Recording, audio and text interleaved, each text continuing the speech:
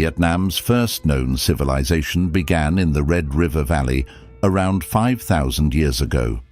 But in 207 BCE, a Chinese military leader named Trieu Da took over the region and formed a kingdom called Nam Viet. This kingdom blended Chinese rule with local Viet traditions and stretched from southern China down to what's now central Vietnam. But that's just the beginning.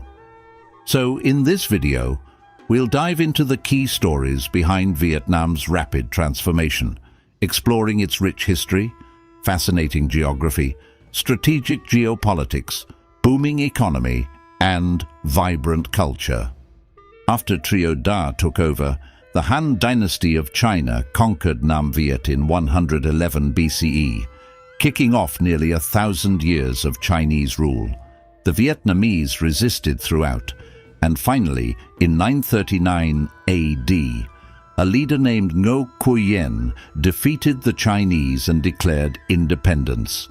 From there, things started to take shape. By the 11th century, Vietnam unified under the Le dynasty, which set up a centralized government in what's now Hanoi.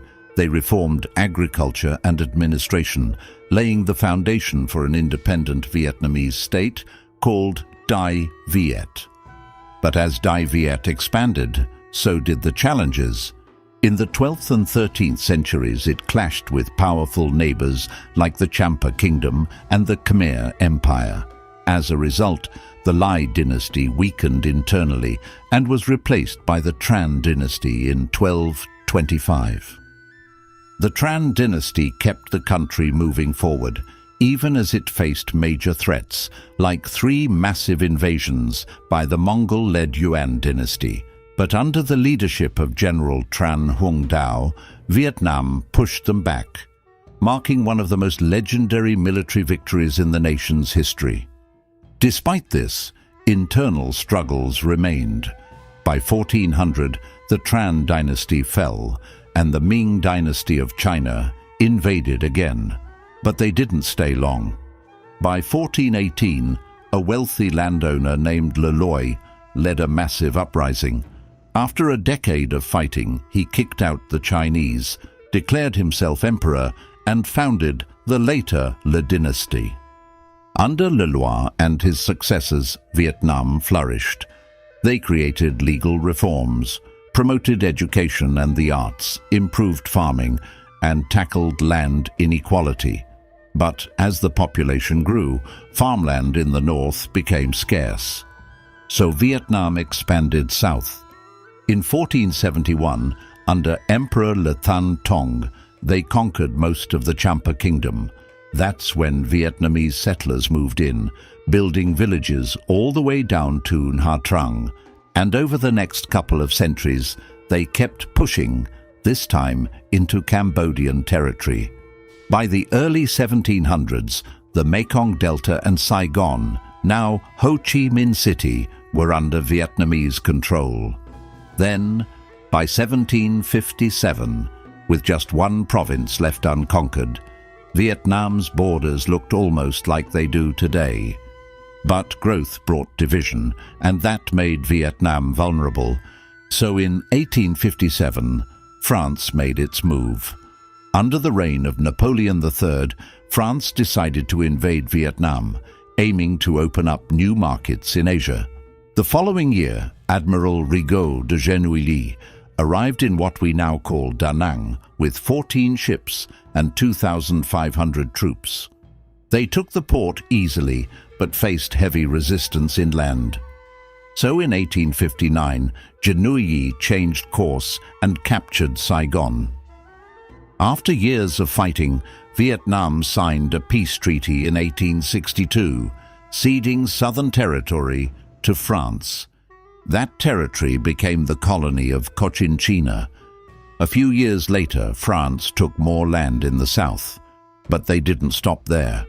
In 1863, Cambodia came under French rule along with Vietnam's southern regions.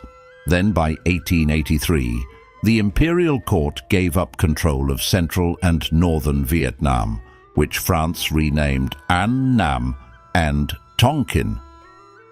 In 1887, France grouped these territories into a single colonial superstate called French Indochina, and in 1893, Laos was added. Once in control, France overhauled Vietnam's systems. Under Governor-General Paul Doumer, who took office in 1897, the French imposed a Western-style administration. The Vietnamese emperor became a figurehead, but as you would imagine, the French officials ran the show. Doumer's focus: exploiting Vietnam's resources. He invested in railroads, roads, ports and bridges, not for the locals, but to extract and export rice, coal, rubber and minerals. French businesses thrived, but the Vietnamese not so much. By 1930, only about 100,000 Vietnamese held industrial jobs in the few factories that existed, mostly in Saigon, Hanoi and Haiphong, and their main job was to produce basic goods like paper, sugar and textiles. But 1930 marked a turning point. On that same year, a revolutionary named Nguyen Ai Quoc, who we now know as Ho Chi Minh, began rising as a powerful anti-colonial voice. However, that didn't last long, because soon after came World War II. In 1940, Japan invaded Vietnam, pushing the French aside and taking control. But when Japan was defeated in 1945, Ho Chi Minh and his communist-led Viet Minh declared Vietnam's independence. France, however, wasn't done. They tried to retake control, sparking the First Indochina War with the Viet Minh. After nearly a decade of fighting, the war ended in 1954 with a peace agreement, and the country was split into two: Communist North Vietnam, led by Ho Chi Minh, and the non-communist South Vietnam, backed by the West. Which brings us to Vietnam's unique geography. Stretching across a variety of landscapes, Vietnam is home to rugged mountains, lush deltas, and a long, stunning coastline.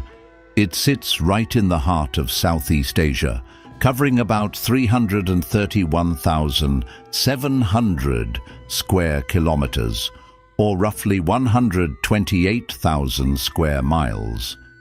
Vietnam shares borders with China to the north, Laos and Cambodia to the west, and it faces the East Sea and the Pacific Ocean to the east and southeast. On land, the country has around 4,550 kilometers, or 2,827 miles of borders. But its real standout is its coastline, which spans approximately 3,260 kilometers, or 2,026 miles, from Mong Cai in the north down to Ha Tien in the southwest. Fun fact: Vietnam is often nicknamed the S-shaped country because of how it curves on the map. The land slopes from the northwest down to the southeast, following the flow of major rivers. Around 3/4 of the country is made up of hills and low mountains, with 85% of the land sitting below 1,000 meters, or 3,281 feet in elevation, and only about 1% rises above 2,000 meters, or 6,562 feet. The tallest mountain ranges curve from the northwest to the southeast. In the far north, you'll find the famous Fancy Pan, known as the Roof of Indochina, standing at 3,143 meters, or 10,312 feet, making it the highest peak in mainland Southeast Asia. As you move east toward the coast, the landscape flattens out into narrow strips of lowlands. South of Hai Van Pass, limestone peaks give way to granite hills, eventually transitioning into the Central Highlands, a high plateau tucked behind the Truong Son Range. And while mountains dominate the landscape, the deltas are Vietnam's lifelines. They make up only about 1/4 of the land, but they're vital for farming, fishing, and daily life. In the north, The Red River Delta spans roughly 16,700 square kilometers or 6,450 square miles, while the Mekong Delta in the south is massive, about 40,000 square kilometers or 15,444 square miles. Between them are smaller deltas that line Vietnam's central coast. Speaking of the coast, Vietnam's shoreline is dotted with thousands of islands and islets. In the Gulf of Tonkin, you'll find about 3,000 of them, including Ha Long Bay, Bai Tu Long Bay, Cat Ba, and Bac Long Vai Island. Further out lie the Paracel and Spratly Islands, and to the west and southwest, you've got beautiful island groups like Con Son, Phu Quoc, and Tho Chu. Then there's the south-central coast, a region of striking contrasts. It covers 8 provinces, from Da Nang all the way down to Binh Thuan.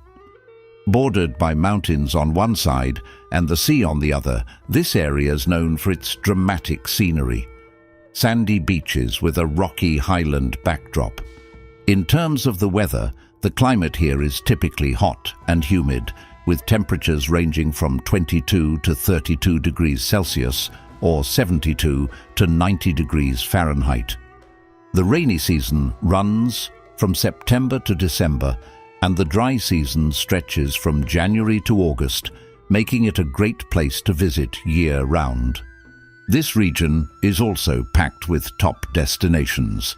There's Mai Khe Beach in Da Nang, once named by Forbes as one of the most attractive beaches on Earth. Hoi An Ancient Town and My Son Sanctuary are both UNESCO World Heritage Sites that offer a peek into Vietnam's rich cultural past.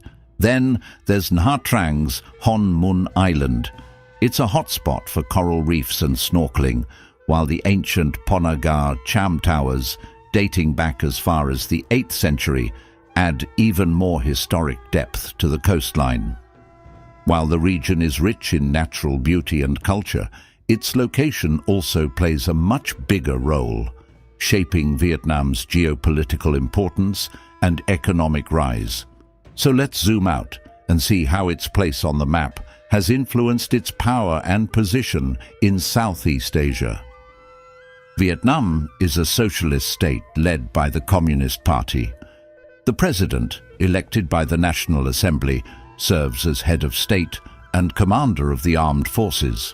The Prime Minister, also appointed by the Assembly, oversees the government.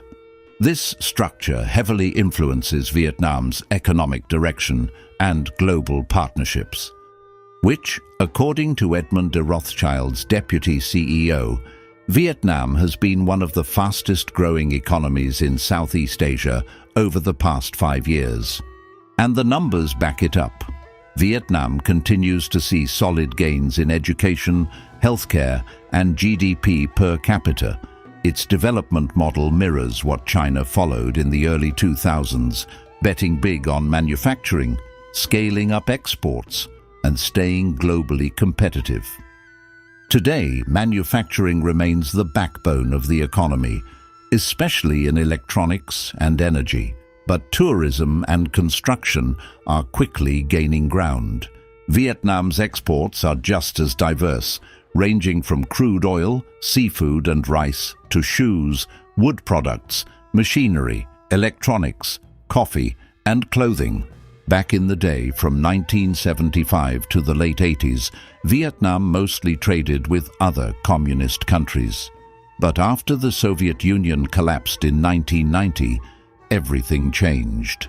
Vietnam opened up to the global market, kicking off a new era of growth. Looking ahead, the World Bank predicts that by 2035, half the population will be considered middle class. That shift is expected to fuel a surge of entrepreneurs and new wealth.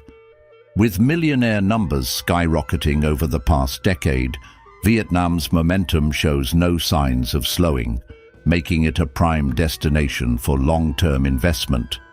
Beyond its rapid development, Vietnam stands out for its deep, vibrant culture, one of the oldest in the world, shaped by nearly 4,000 years of history. While centuries of Chinese rule left a mark, Vietnam forged its own identity, growing alongside Chinese civilization, not beneath it. Take ancestor worship, for example. It's a cornerstone of the Viet's daily life. Most homes have an altar honoring past generations, and major decisions, whether it's marriage or business, are often made with the ancestors in mind. Additionally, family and community sit at the heart of Vietnamese life. It's common for 3 or 4 generations to live under one roof, and many villages are still named after long-established clans. And when families get together to celebrate milestones and major events like weddings and funerals, they make it a point to have elaborate, tradition-filled affairs, with dates often selected by a feng shui master. Culturally, Vietnam is incredibly rich and diverse. The country's 54 ethnic groups each bring their own traditional clothing, customs, and languages. The iconic non la or conical hat is widely recognized, but each group has its own unique colors and styles. If you visit Vietnam today, you'll see that many still wear this traditional clothing daily, especially in rural areas. Besides clothing, art and storytelling are at the heart of Vietnamese identity. From water puppetry and calligraphy to silk paintings and folk tales, creativity runs deep across every form, and what ties it all together is a strong reverence for nature. Dragons, turtles, lotuses, and bamboo aren't just decorative, they're powerful symbols you'll see everywhere, from temples to everyday art, each with its own story and meaning. And when it comes to music and dance, every region has its own unique characteristics. Northern court music is elegant and refined, while the South tends to be more festive and energetic. But dance isn't the only way the Vietnamese express themselves. Their martial arts are another expression of this cultural depth.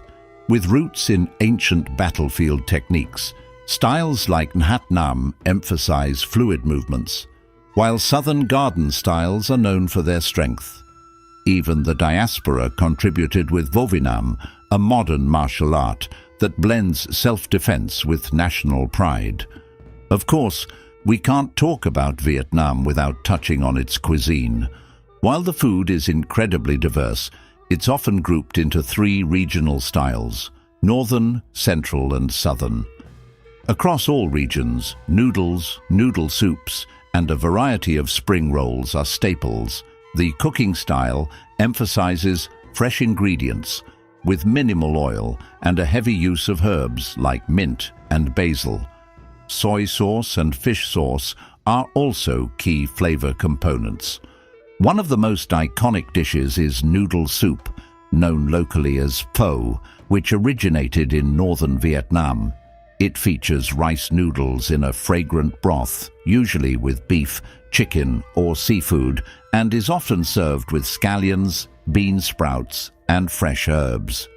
There are also delicious vegetarian versions of pho, making it a dish that truly caters to all tastes. And trust me, this is just the beginning of everything Vietnamese culture has to offer you. When you explore Vietnam, you're not just visiting a country, you're stepping into a living, breathing cultural mosaic shaped by thousands of years of history, hardship, and heart. If you enjoyed this video, you're going to love the next one.